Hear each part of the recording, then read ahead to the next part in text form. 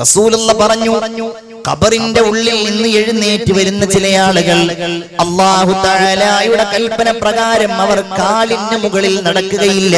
അവർ നടക്കുന്നത് മുഖം കുത്തിയിട്ടായിരിക്കും, കാല് മുകളിലേക്കും മുഖം താഴോട്ടുമാക്കിയിട്ട്. കാരണം ദുനിയാവിൽ അവരിങ്ങനെ വലിയ അഹങ്കാരികളായി നടന്നവരാണ്. ഇന്ന് അവരങ്ങനെയാണ് നടക്കുന്നത്.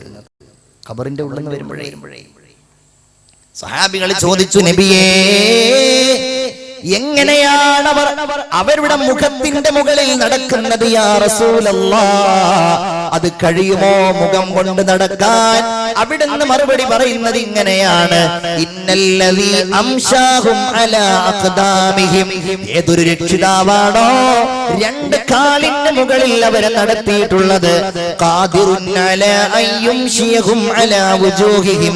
ആ അല്ലാഹു തമ്പുരാൻ അവരുടെ മുഖത്തിന്റെ മേളിൽ നടത്താൻ കഴിയുന്നവനാണെന്ന് ഹബീബായ മുഹമ്മദുർ റസൂലുള്ളാഹി സ്വല്ലല്ലാഹു അലൈഹി വസല്ലം.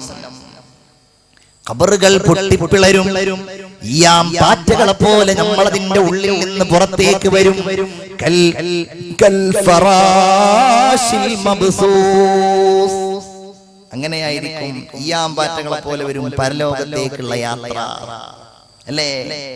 പിന്നെ ആരും അറിയില്ല. പിന്നെ മഹ്ശറിലേക്ക് ഓടുകയാണ്. ഇലാ റബ്ബിഹിം യൻസിലൂൻ ഖാലൂ യാ വൈലനാ മൻ ബഅസനാ മിൻ മർഖദിനാ.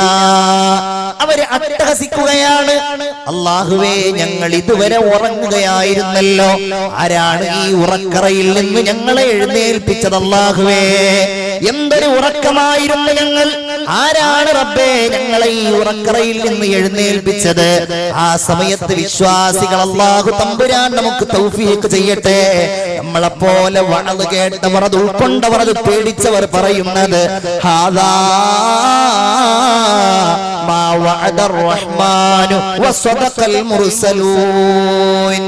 ഇത് തന്നെയാണ് നമ്മളോട് പ്രവാചകന്മാർ പറഞ്ഞത്, ഇത് തന്നെയാണ് നമ്മൾ വഅദുകളിൽ കേട്ടത്, ഇത് തന്നെയാണ് നമ്മളോട് അല്ലാഹുവിന്റെ ദൂതന്മാർ പറഞ്ഞതെന്നവർ മറുപടി പറയും. പല രീതിയിൽ അവർ മഹ്ശറിലേക്ക് പോകും. റുക്ബാനൻ വ മുശാത്തൻ അലാ വുജൂഹിഹിം. ഓരോ രീതിയിൽ അവർ പോകുമ്പോ ഓരോ വ്യക്തിയുടെയും രൂപം ഹുഫാത്തൻ ഉറാത്തൻ ഉർലാ.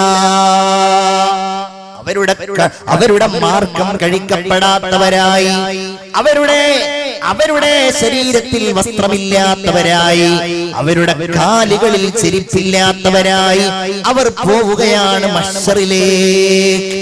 ഇനി അവിടെ ഉമ്മയില്ല, വാപ്പയില്ല, ഓരോരുത്തരും ഓടി അകലുകയാണ്.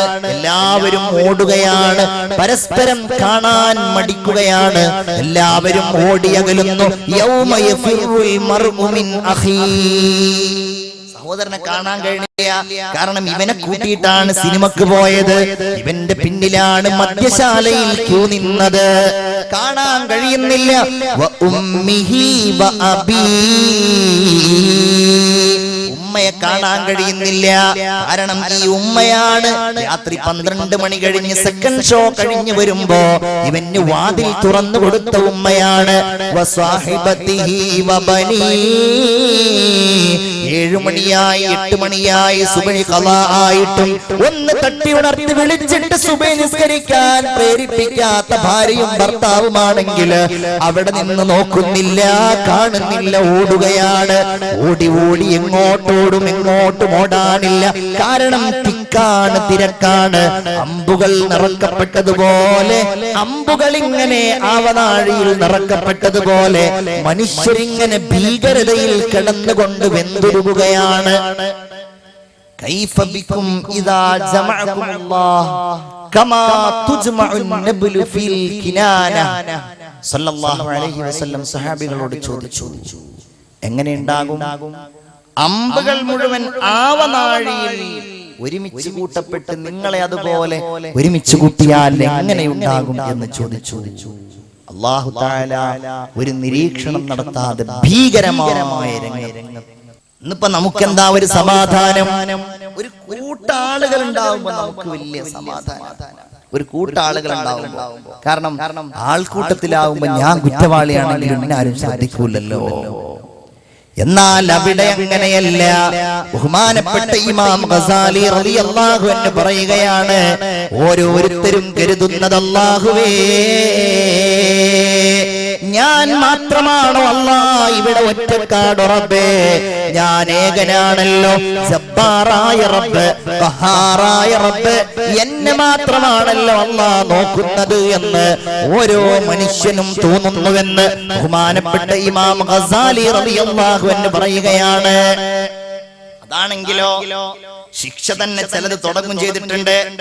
സക്കാത്ത് കൊടുക്കാൻ മടിച്ച ഒരാൾ ആ സക്കാത്തിന്റെ ധനം മുഴുവൻ അല്ലാഹു തമ്പുരാൻ 2 സർപ്പത്തിന്റെ രൂപത്തിലായി അവന്റെ കഴുത്തിൽ മഹ്ശറാവൻ സഭയിൽ വെച്ച് അണിയിക്കുമെന്ന് നബി മുഹമ്മദ് മുസ്തഫ സല്ലല്ലാഹു അലൈഹി വസല്ലം. അല്ലാഹു തആല നമ്മെ കാത്തുരക്ഷിക്കുമാറാവട്ടെ.